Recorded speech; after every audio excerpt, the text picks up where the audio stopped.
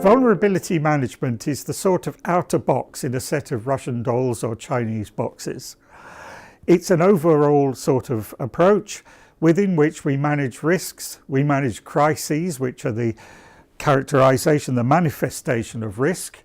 We manage emergencies and we manage disasters when emergencies are very big.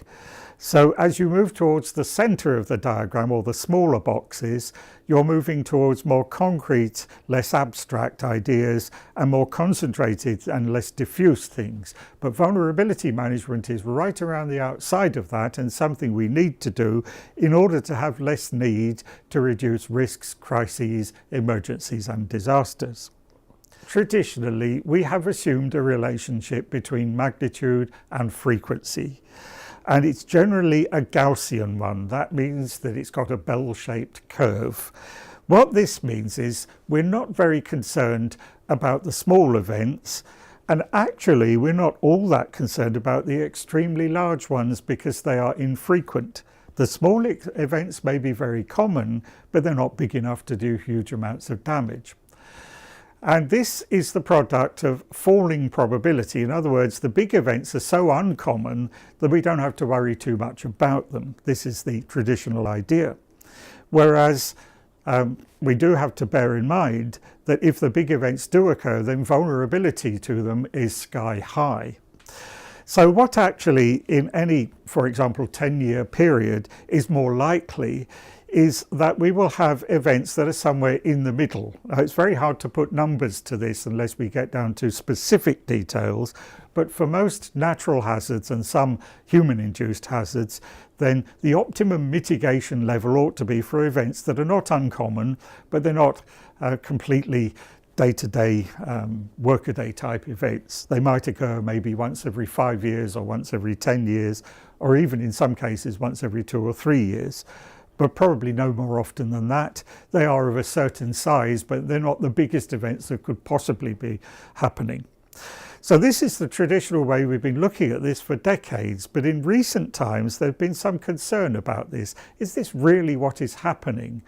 And in fact, we've started to look, thanks to some work in economics, at what are sometimes called fat-tailed distributions, or negatively skewed ones. In other words, what we're saying here is that perhaps the really big events are more common and more likely than we thought they were, and perhaps the distribution isn't Gaussian, it isn't bell-shaped, and it isn't symmetrical at all. So in fact, with climate change, we may already be seeing that really extreme events are a lot more common than we thought they would be in the past. And therefore, we need to be prepared for really big events, the largest of the lot. If we can, or at least as much as we can, we should be prepared for events that are bigger than the ones we were preparing for before. So there is an impetus here to prepare for larger events. And part of the trouble of this is that we can forecast some things, we can predict some things, but others we cannot. We also have to look at complexity as well. So those are two important key words, and they are thorns in our flesh: indeterminacy and complexity.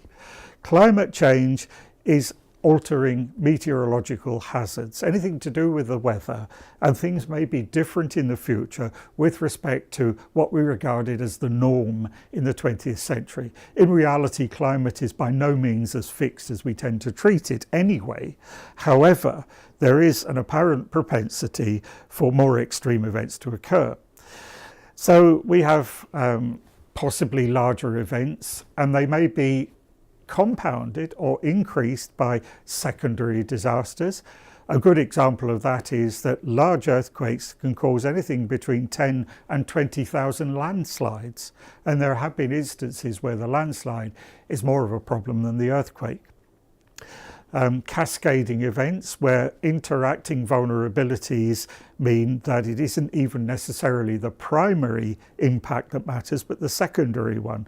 Consider how, for example, how in Japan in 2011, a magnitude 9 earthquake killed about 100 people, but it generated a tsunami that killed 18,000. And beyond that, we had nuclear meltdowns, and the effects of those will only be fully understood in about 50 years' time. So that's a classic cascading disaster, with collateral vulnerability and interaction between hazards and risks. So not only are we likely to have stronger hazards, but we also have a situation where there is greater complexity, and that inevitably means that there are some things we can predict and some things that are in the realm of pure indeterminacy. In other words, we don't have a proper handle on them. So, the relationship between the frequency and magnitude of events, whether or not it is stable or shifting, is definitely a non-linear one, as the top diagram of hazard shows. And likewise, because of that, the relationship between risk and vulnerability is non-linear. Higher risks and disproportionately higher vulnerabilities. We really do, in other words, need to worry about the big events because we're really very vulnerable to them. But how we relate risk to hazard is another matter, and it rather depends on one's scientific viewpoint. For 200 years, science has been dominated by uniformitarianism. In other words, things get worse, but as they get worse, they tail off a bit.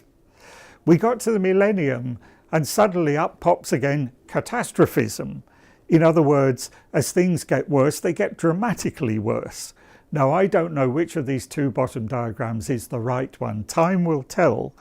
But you can adopt, as you please, a uniformitarian, a catastrophist viewpoint, or something in between.